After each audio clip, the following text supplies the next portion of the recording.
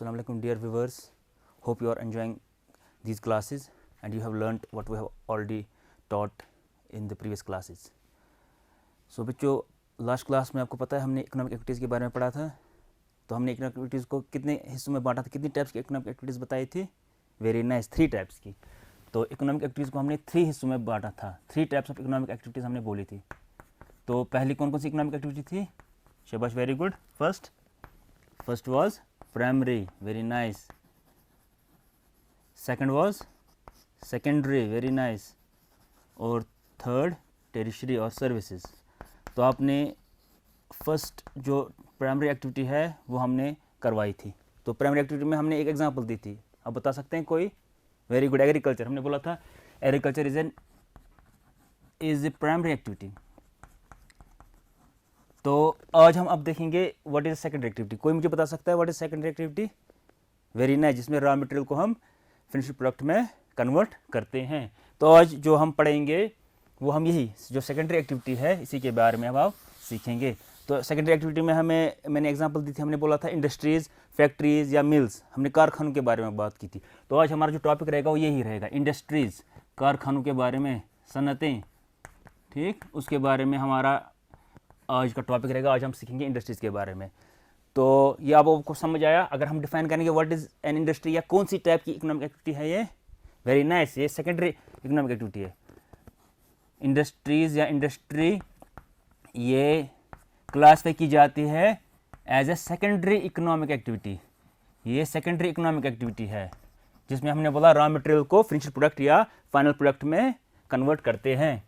तो आज हम सीखेंगे कि वो कैसे हो रहे हैं. तो industry is a secondary economic activity. तो अब हम डिफाइन करेंगे इस सेकेंडरी इकोनॉमिक एक्टिविटी में क्या क्या होता है और इंडस्ट्रीज़ में क्या क्या होता है. तो सेकेंडरी इकोनॉमिक एक्टिविटीज़ को हम एक और नाम देते हैं मैन्युफैक्चरिंग. जो सेकेंडरी इकोनॉमिक एक्टिविटी है इसको हम एक और नाम देते हैं मैन्युफैक्चरिंग. मैन्युफैक्चर किसको बोलते हैं? बनाने को. तो इसमें हम बनाते हैं रॉ मटेरियल को मशीन में डाल के प्रोसेसिंग करने के बाद फिनिश्ड प्रोडक्ट या फाइनल प्रोडक्ट बनाते हैं. तो इसमें मैन्युफैक्चर होता है कुछ, मैन्युफैक्चरिंग. अब बच्चों समझ आया? इसका दूसरा नाम है मैन्युफैक्चरिंग. सेकेंडरी इकोनॉमिक एक्टिविटीज को हम दूसरा नाम देते हैं मैन्युफैक्चरिंग. तो अगर हम डिफाइन करेंगे what is secondary economic activity या व्हाट इज मैन्युफैक्चरिंग, तो हम बोलेंगे manufacturing is an economic activity जिसमें रॉ मटेरियल को चेंज किया जाता है फिनिश्ड प्रोडक्ट में या हायर वैल्यू वाले प्रोडक्ट में. जैसे मैं एग्जाम्पल दूंगा, हमारे पास सिंपल लकड़ी थी, उसका वैल्यू उतना नहीं था. जब हमने उसी से एक टेबल बनाया या फर्नीचर बनाया तो उसका जो वैल्यू हो बढ़ गया. यानी वो कहाँ पे हुआ? रॉ मटेरियल हमने लिया, उसके बाद टिम्बर लिया रॉ मटेरियल, उसको फिर प्रोसेस करने के बाद इंडस्ट्री में प्रोसेस करने के बाद उससे हमने एक फिनिश्ड प्रोडक्ट बनाया. या हम शर्ट पहनते हैं, शर्ट कॉटन की होगी, कॉटन की शर्ट, कॉटन का उतना वैल्यू नहीं था या फिनिश्ड प्रोडक्ट बनने से पहले उसका उतना हाई वैल्यू नहीं था. जब हमने उसको प्रोसेसिंग करने के बाद फैक्ट्री में टेक्सटाइल इंडस्ट्री में डालने के बाद वहाँ से एक फिनिश्ड प्रोडक्ट आया, फिनिश्ड प्रोडक्ट बनाया, हमें शर्ट एक मिल गई. जो शर्ट है उसका हाई वैल्यू है, फिनिश्ड प्रोडक्ट बन गया. तो उसी को हम बोलते हैं मैन्युफैक्चरिंग. इसका दूसरा नाम है सेकेंडरी इकोनॉमिक एक्टिविटीज का मैन्युफैक्चरिंग. अब आपको बच्चों समझ आया ये? तो इसी में मैन्युफैक्चरिंग को सेकेंडरी इकोनॉमिक में हमें आता है इंडस्ट्रीज. उसके बाद हम देखेंगे व्हाट इंडस्ट्री किसे कहते हैं, व्हाट इज एन इंडस्ट्री. तो हम डिफाइन करेंगे इंडस्ट्री के बारे में. कोई बच्चा मुझे बोल सकता है इंडस्ट्री को डिफाइन कैसे करेंगे? एक इकोनॉमिक एक्टिविटी है, सेकेंडरी इकोनॉमिक एक्टिविटी है, मगर डिफाइन करेंगे तो क्या बोलेंगे हम? ये ऐसी इकोनॉमिक एक्टिविटी है जहाँ पे हम जो कंसर्न होती है प्रोडक्शन ऑफ गुड्स या एक्सट्रैक्शन ऑफ मिनरल्स उसके रिलेटेड होती है. जैसे हमारे पास टेक्सटाइल इंडस्ट्री है, वहाँ पे क्या बना? वहाँ पे जैसे टेक्सटाइल कोई बन गया, कॉटन टेक्सटाइल इंडस्ट्री है या आयरन स्टील इंडस्ट्री है. ठीक, तो वहाँ पे हमें मशीनरी बनती है. या हमारे पास कोल और कोल वाली है, कोल पेट्रोल वाली है, तो वहाँ पे कोल हम एक्सट्रैक्ट करते हैं. तो ऐसे एक्टिविटीज़ को हम नाम देते हैं सेकेंडरी इकोनॉमिक एक्टिविटी. और ये कहाँ पे होता है? इंडस्ट्रीज़ में होता है. ठीक, और इसका उर्दू ट्रांसलेशन जैसे एग्रीकल्चर के लिए बारे में हमने बोला था ज़राअत, ऐसे इसका ट्रांसलेशन है सनतें या सनत. ठीक बच्चों, ये समझ आया? जो इंडस्ट्री है, कारखाने या मिल्स है, इसी का छोटा वर्जन फिर हमें आएगा मिल्स या फैक्ट्रीज. ओवरऑल हम इसको बोलते हैं इंडस्ट्री. ठीक बच्चों, समझ आया ये? तो इंडस्ट्री को डिफाइन करेंगे तो क्या बोलेंगे? जहाँ पे मिनरल्स को एक्सट्रैक्ट करते हैं या रॉ मटेरियल से फिनिश्ड प्रोडक्ट बनाते हैं उसको हम बोलते हैं इंडस्ट्री. मैंने आपको एग्जांपल दी टेक्सटाइल इंडस्ट्री की, टेक्सटाइल इंडस्ट्री. ठीक, तो यहाँ पे रॉ मटेरियल हमारा था कॉटन फॉर एग्जांपल, अगर कॉटन टेक्सटाइल इंडस्ट्री, कॉटन से हमने क्या बनाया, फिनिश प्रोडक्ट क्या बन गया, प्रोसेसिंग हो गई, ये मशीन में हो गई यानी इंडस्ट्री में हो गई। उसके बाद यहाँ से हमें बन गया शर्ट, ठीक, कॉटन की शर्ट, ठीक, ये एक एग्जांपल थी। दूसरा जैसे मैंने कोल की एग्जांपल दी, कोल इंडस्ट्री, कोल इंडस्ट्री में क्या बनेगा, वेरी गुड, वहाँ पे एक्सट्रैक्ट होगा कोल, कोल को, कोयले को निकालेंगे, एक्सट्रैक्शन ऑफ कोल। सिमिलरली हमारे पास है ये हमारे पास यहाँ पे है टूरिज्म इंडस्ट्री, ठीक, वहाँ पे सर्विस प्रोवाइड होती है टूरिज्म इंडस्ट्री, आया समझ। तो इसकी डिफरेंट एग्जांपल्स है, टूरिज्म वो सर्विस प्रोवाइड करती है, ठीक। तो बच्चों ये समझ आया, तो हमने डिफाइन किया इंडस्ट्री किसे कहते हैं। मुझे लगता है यहाँ तक आपको समझ आया होगा। अब हम करेंगे, क्योंकि यहाँ भी हमने देखा इंडस्ट्रीज एक ही किस्म की नहीं है, बहुत सारी किस्म की इंडस्ट्रीज है। हम इंडस्ट्रीज को अब क्लासीफाई करेंगे, ग्रुप्स बनाएंगे। बच्चों समझ आया, तो हम करेंगे classification industries, classification of industry, इसको क्लासीफाई करेंगे ऑफ इंडस्ट्रीज, इंडस्ट्रीज की क्लास बनाएंगे, ग्रुप्स बनाएंगे, इसको अलग अलग हिस्सों में बांटेंगे। तो उसकी बेस क्या रहेगी क्लासिफिकेशन इंडस्ट्रीज की, तो 3 बेसिस पे, 3 चीज़ें देख के हम बोल सकते हैं कि पर्टिकुलर इंडस्ट्री इस कैटेगरी में आती है, ये वाली इंडस्ट्री इसमें आती है और ये वाली इसमें आती है। तो इसकी 3 बेसिस है, मैं यहाँ पे लिखता हूँ। पहला है रॉ मटेरियल क्या लगता है, ठीक, on the base of raw material, raw material industry में कौन सा कैसा रॉ मटेरियल लगा उस हिसाब से हम कैटेगराइज करते हैं।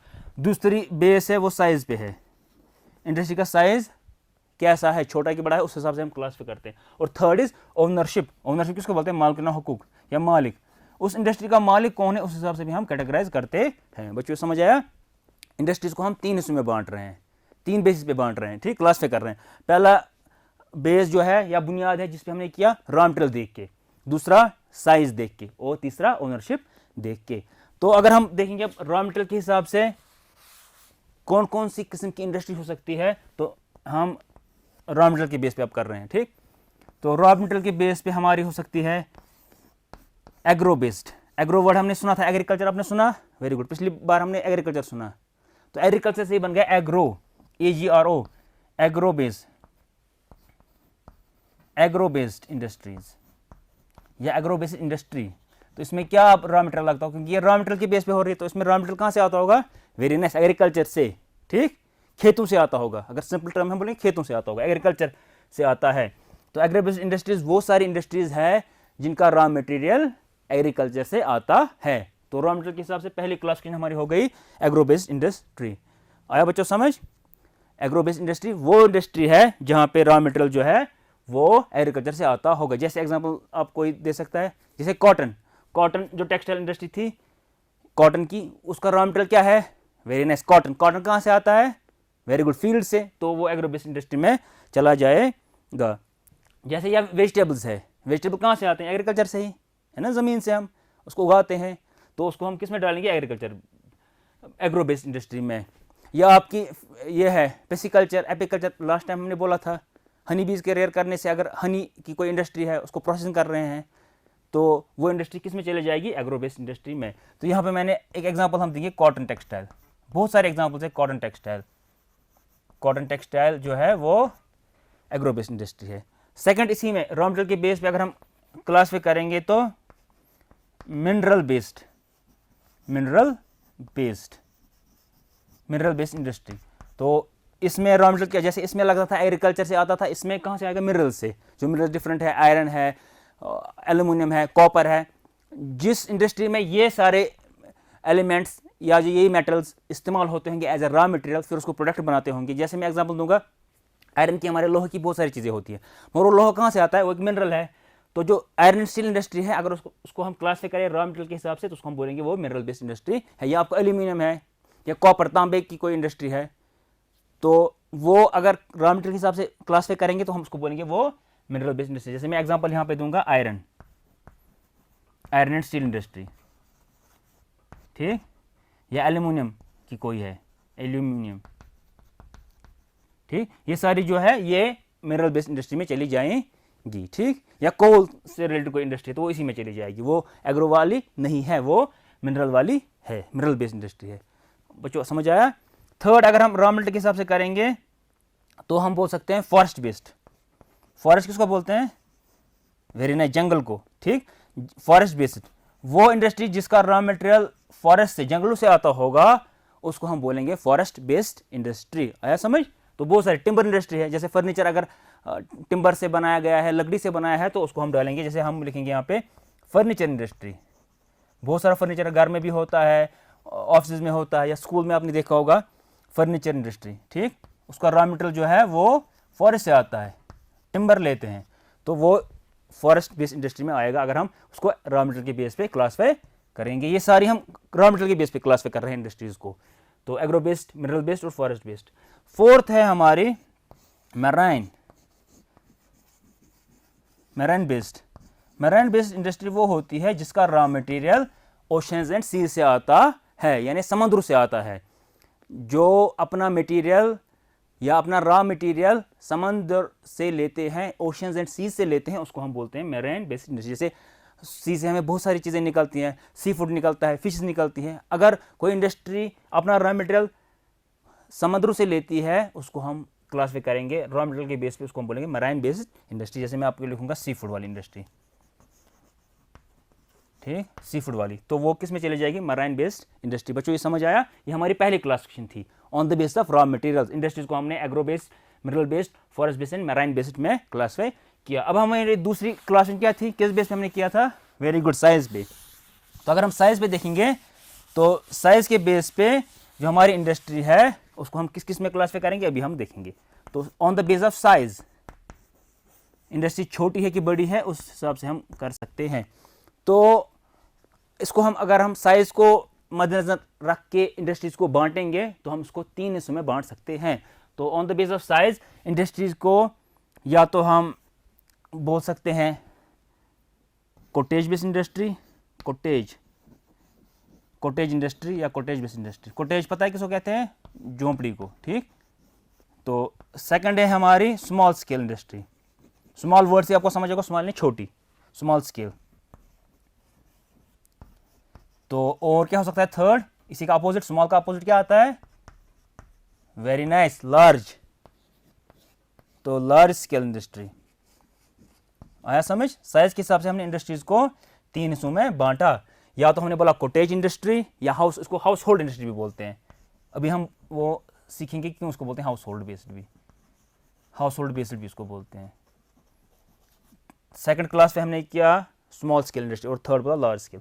तो कॉटेज इंडस्ट्री या हाउस होल्ड इंडस्ट्री वो इंडस्ट्री है जो पर्टिकुलर एक छोटे घर में ही चलती है, जिसमें 2-4 मेंबर्स, फैमिली मेंबर्स ही काम करते हैं, और इसमें ज़्यादातर काम जो होता है वो बाय हैंड होता है, हाथ से होता है।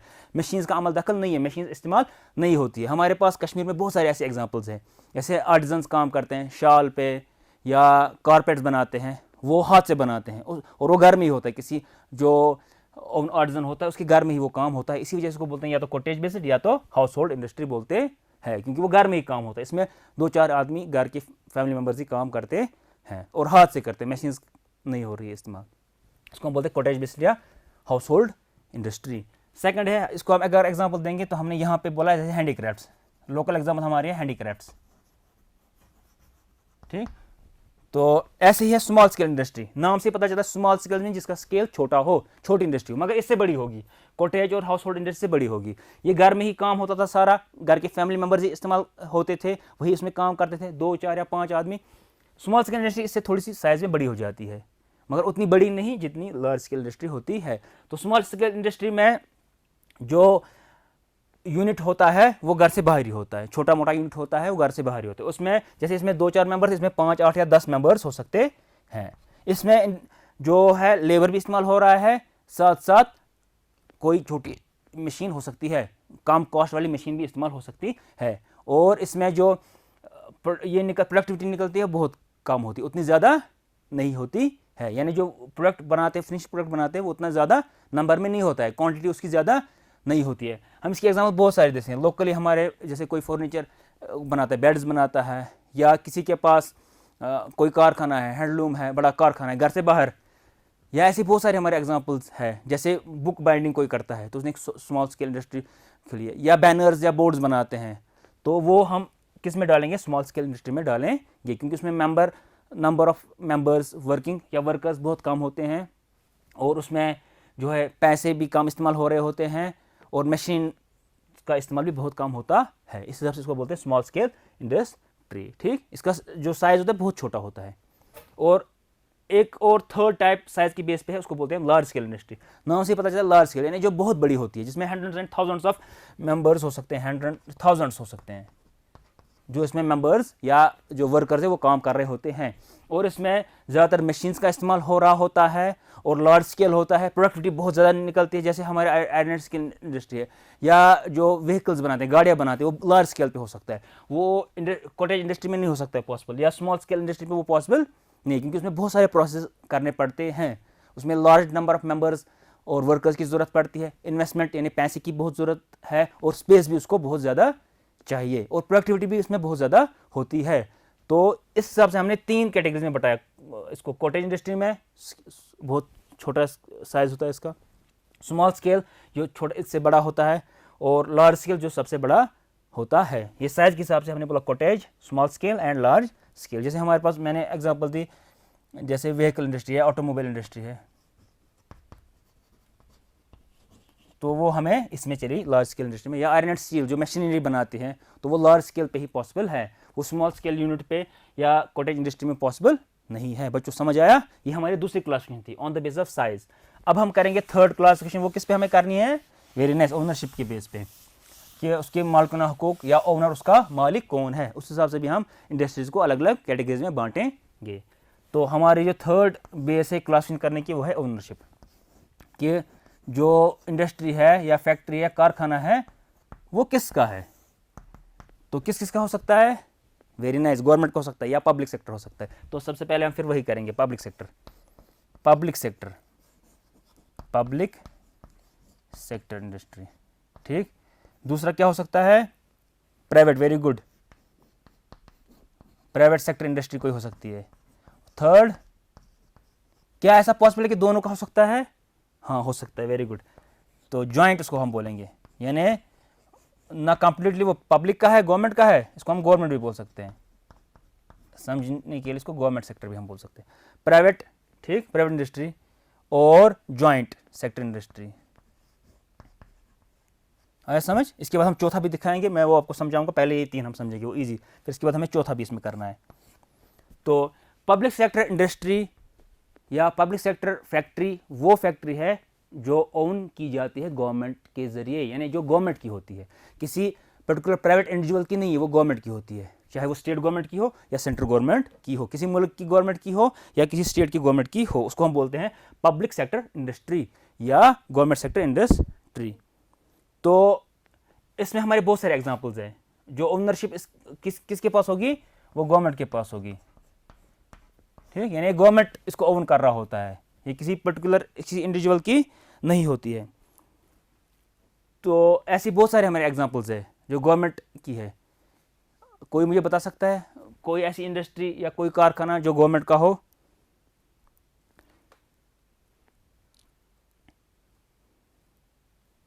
है ऐसी कोई?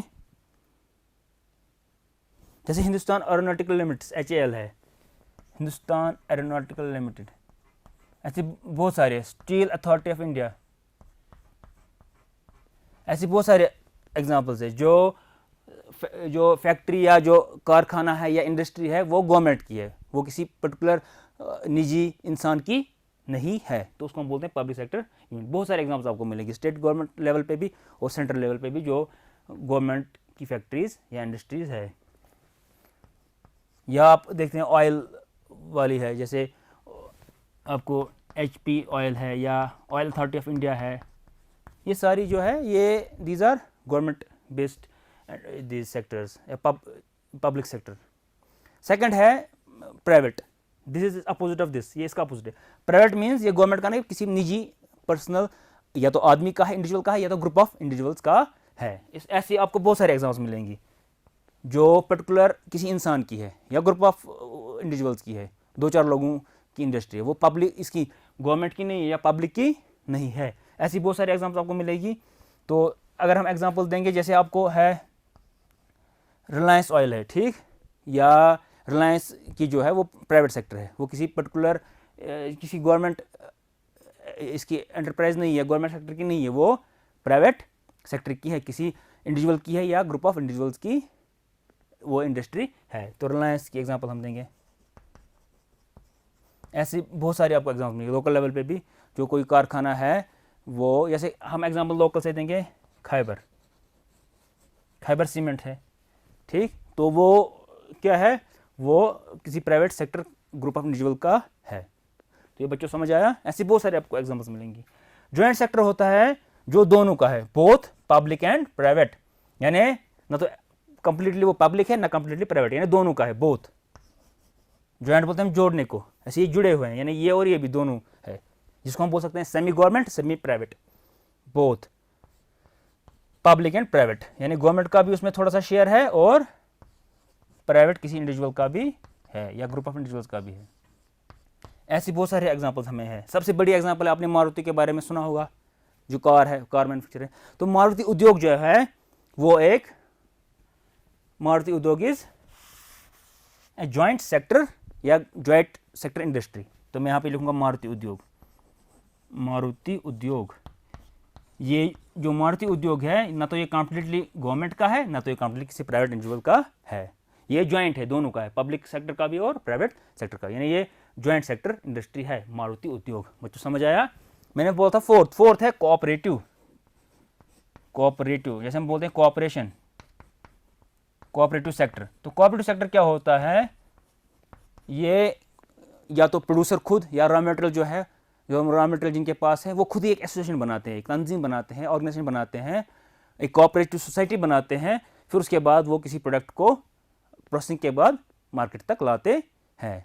बच्चों समझ आया। मैं इसकी एग्जांपल दूंगा। जैसे आपने अमूल के बारे में सुना होगा, आनंद मिल्क यूनाइटेड यूनियन लिमिटेड, ठीक। अमूल जो दूध पीते हैं, मिल्क, तो वो जो अमूल है वो एक्चुअल में क्या है, आनंद डिस्ट्रिक्ट में एक कोऑपरेटिव सोसाइटी है।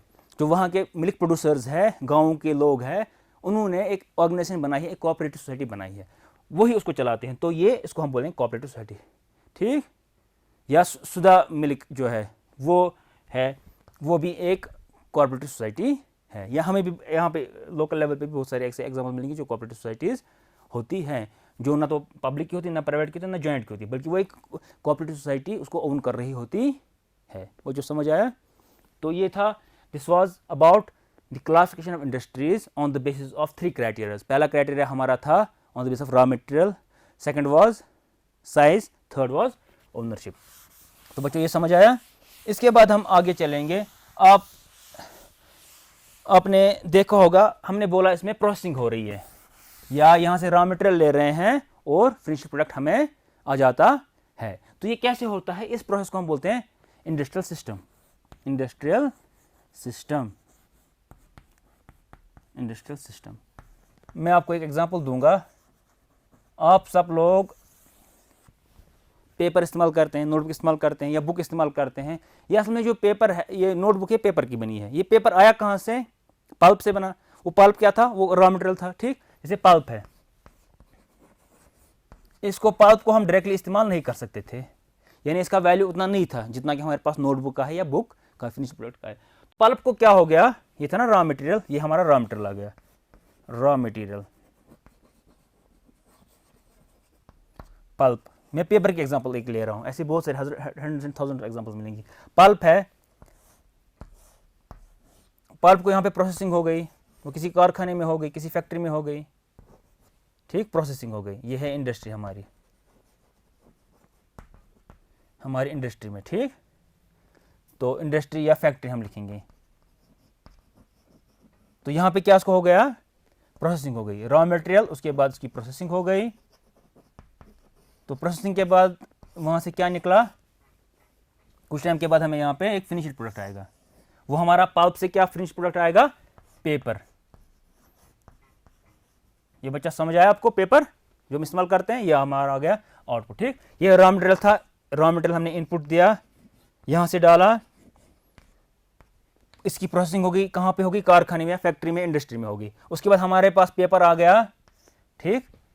तो पेपर हमारा क्या आ गया, इनपुट, प्रोसेसिंग और आउटपुट, ठीक। यहाँ से हमारा प्रोसेसिंग के बाद आउटपुट आ गया, या फिनिश्ड प्रोडक्ट भी इसको बोल सकते हैं, आउटपुट या फिनिश्ड प्रोडक्ट।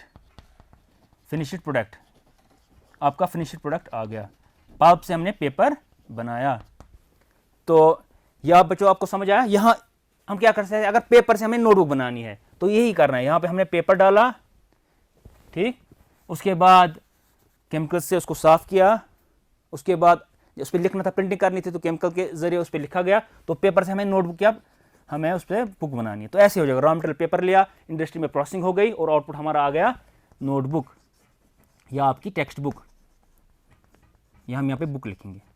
तो बच्चों समझ आया? तो मैं बोल रहा था इंडस्ट्रियल सिस्टम्स क्या होते हैं, उसमें क्या होता है, इनपुट चला जाता है, प्रोसेसिंग होती है, फिर हमारा आउटपुट या फिनिश प्रोडक्ट आ जाता है। बच्चों ये समझ आया आपको? तो आज हमने सीखा इंडस्ट्री क्या है और इंडस्ट्री की क्लासिफिकेशन कैसे करते हैं, क्या क्या बेस थी वो आपको समझ आया होगा। उसके बाद हमने लास्ट में एग्जाम्पल्स के साथ हमने डिफरेंट इंडस्ट्री के बारे में पढ़ा, और ये जो हमने बोला रॉ मटेरियल से फिनिश प्रोडक्ट बनता है, फिनिश प्रोडक्ट में क्या कहाँ पे प्रोसेसिंग होती है वो हमने सीखा, वो इंडस्ट्री में होता है, और इसको बोलते हैं इंडस्ट्रियल सिस्टम्स। तो असेसमेंट के लिए आपसे मैं पूछूं, अगर हमें डिफाइन करना होगा which type of economic activity is industries, या सेकेंडरी एक्टिविटीज़ को एक और नाम देते हैं, क्या है वो, इंडस्ट्री क्लासिफिकेशन किस किस बेस पे होती है, रॉ मटेरियल के बेस पे कौन कौन से इंडस्ट्रीज होती हैं, साइज के हिसाब से कौन कौन सी इंडस्ट्री है, और ओनरशिप के हिसाब से कौन कौन सी इंडस्ट्री है, मारुति उद्योग किस टाइप की इंडस्ट्री है, on the basis of ownership वो कौन सी है, वो पब्लिक है, प्राइवेट है, ज्वाइंट है कि कोऑपरेटिव सोसाइटी है। कोऑपरेटिव सोसाइटी की एक एग्जांपल हमें देनी है, लोकल लेवल पे या नेशनल लेवल पे कौन सी है। तो होप आपने ये एंजॉय किया होगा और आपने सीखा भी होगा। इंशाल्लाह नेक्स्ट क्लास में हम मिलेंगे। Thank you for watching, stay home, stay safe.